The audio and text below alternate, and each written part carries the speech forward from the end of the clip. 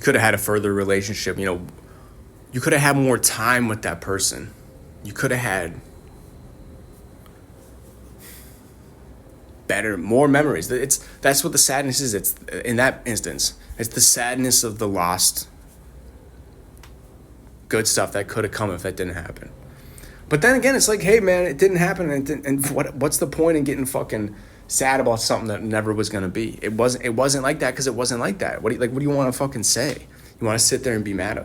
Like, that's the thing, is like, I understand the anger, I understand the resentment, I understand the desire for revenge, but I'm telling you, man, most times when it comes, I mean, it really depends on what the thing is, right? Like,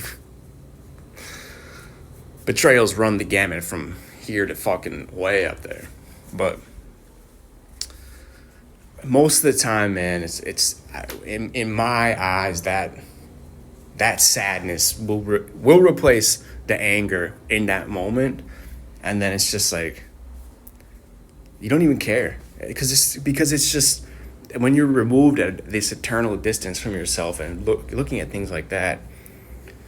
Especially if you've moved on. If you've moved on from it personally and you've been like, you've grown from it, you've learned from it, you've had experiences that have like, it's been part of your growing experience. That's the thing, like oftentimes that type of thing is part of your growth experience as a person.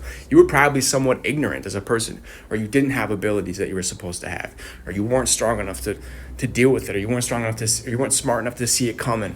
You weren't wise enough to nip it in the butt before it even came into existence. So maybe it was your fault too. That's the part of it. It's like, yes, it was your fault too. And that's where the anger is supposed to be, is for yourself. So in that moment, I think if you transcended it, maybe you can live, if you live in the anger eternally and you always are placing the anger that's meant for yourself at them, then you might go and fucking